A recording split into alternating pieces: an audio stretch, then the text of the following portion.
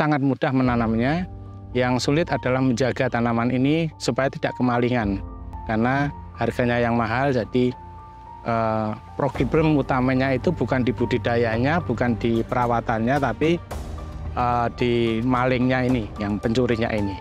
2016 sampai 2018 itu titik tertinggi harga vanila. Jadi hijau seperti ini itu harganya 700.000 per kilogram di kebun. Jadi mencuri 10 kilo saja itu sudah 7 juta.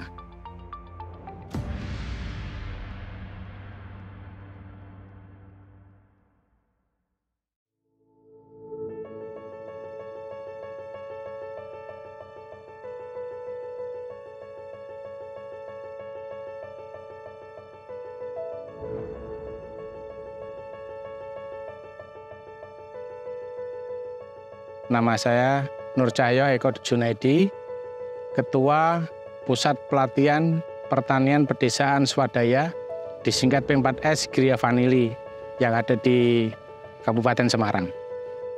Kalau penanaman vanili itu kami menanam karena seperti anggrek gitu, kami menanam seperti anggrek juga, jadi sebenarnya tidak butuh tanah yang terlalu bagus atau apa, karena dia nempel-nempel di pohon, nanti kita bisa lihat tanamannya, itu tinggal ditanam saja, sangat mudah menanamnya. Yang sulit adalah menjaga tanaman ini supaya tidak kemalingan, karena harganya yang mahal, jadi problem utamanya itu bukan di budidayanya, bukan di perawatannya, tapi di malingnya ini, yang pencurinya ini.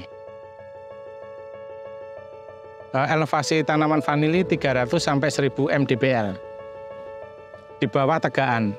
Jadi vanili tidak butuh sinar matahari langsung. Vanili hanya membutuhkan separuh dari sinar matahari. Tidak semua bulan baik. Yang patut diperhatikan adalah pengairan cukup, sama tadi keamanan tadi. Kalau tempatnya kurang aman, lebih baik jangan tanam vanili, karena nanti akan bermasalah dengan pencuri-pencuri itu. Nah, terus untuk saya jelaskan bahwa ini adalah buah vanili yang masih hijau. Ini baru kita petik tadi pagi, jadi ini nempel di pohon, nanti kita bisa lihat tanamannya gitu. Ini seperti buncis, jadi vanili ini bahasa Inggrisnya bean, bukan fruit. Jadi polong ya, polong, bean. Nah, ini kita namakan vanili plenifolia. Kami hanya menanam satu jenis, yaitu vanili plenifolia. Ya, seperti ini. Ya, ini dipetik gitu, terus diproses seperti yang ada di banyak media.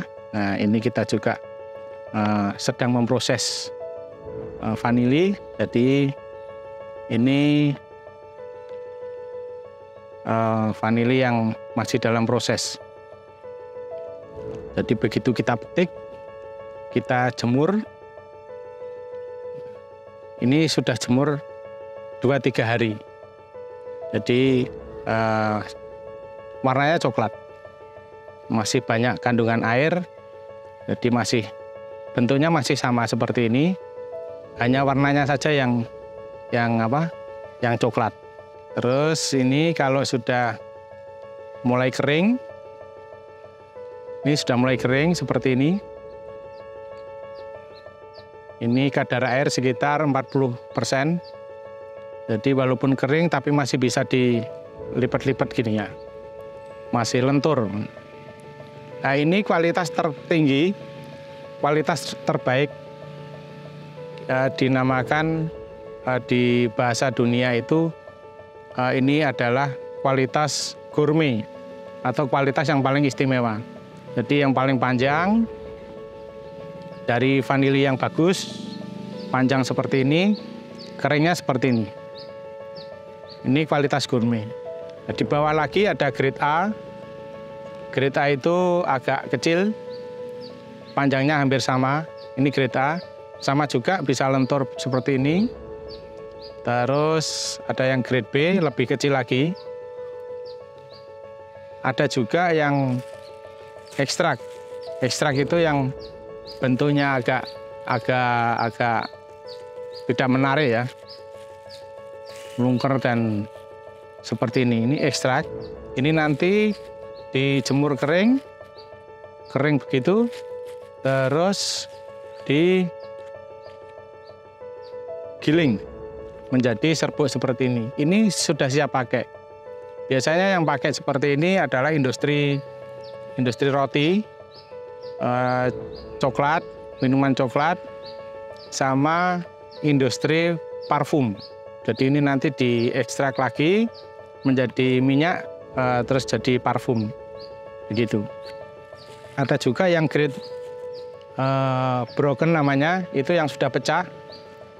Ini karena telat panen, seharusnya panennya hijau seperti ini, tapi ini telat panen jadi pecah di pohon, jadi matang pohon ini. Ini justru harganya yang termahal karena ini bisa diproses menjadi kristal vanila.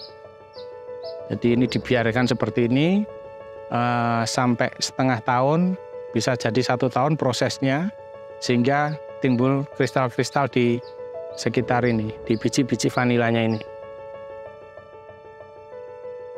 Satu, bahan pangan ya, bahan pangan roti, kue, dan macam-macam, terus minuman gitu kan, minuman. Yang kedua untuk parfum. Yang ketiga untuk medis. Jadi vanili ini digadang-gadang begitu, dicita-citakan oleh beberapa pakar kesehatan sebagai pengganti bahan-bahan kimia untuk pengobatan pasien-pasien yang kecanduan narkotika. Kedua, rehabilitasi dari pasukan yang baru pulang dari perang, mengembalikan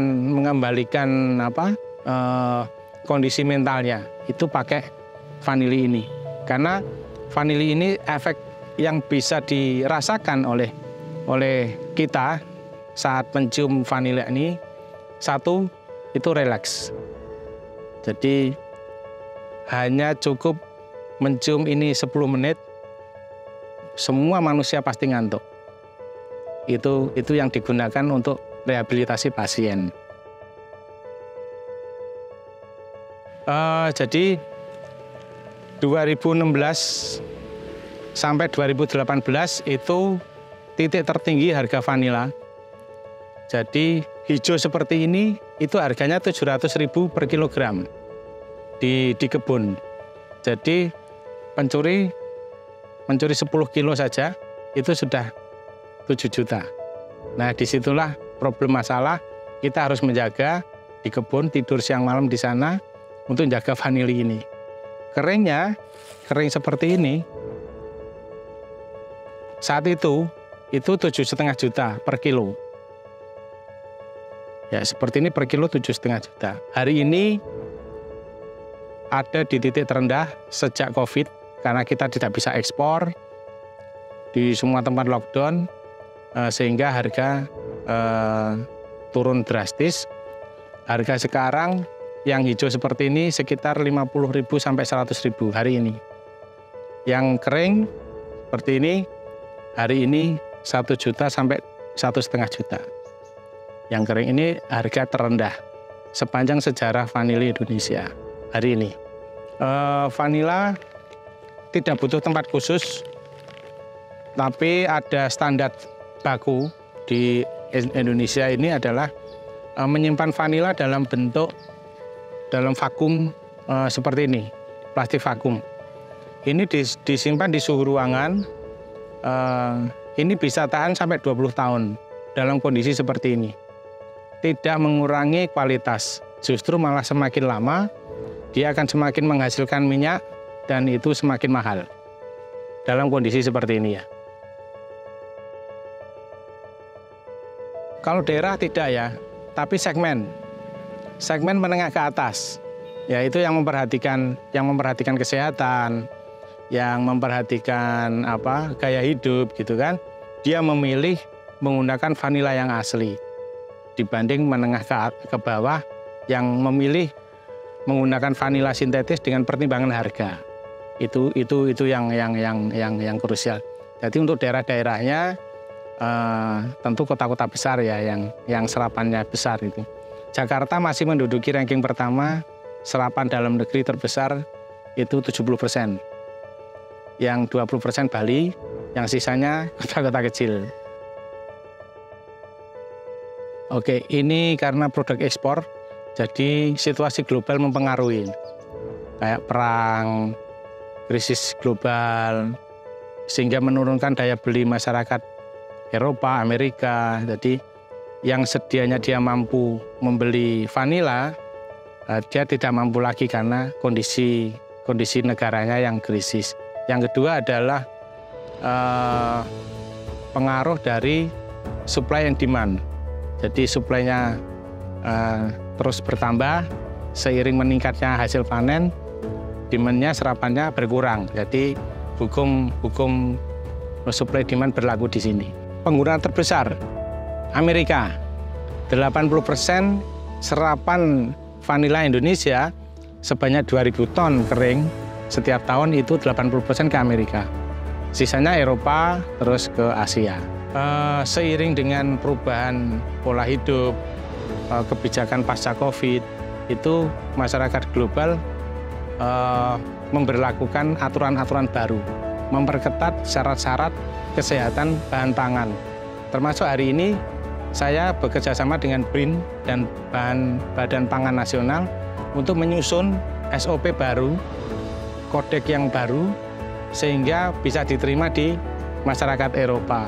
Untuk kami susun, kami tetapkan menjadi satu aturan SOP yang baru untuk kami tularkan ke petani-petani penghasil vanili ini. Sehingga vanili yang kita hasilkan itu memenuhi standar dari Eropa dan masyarakat dunia.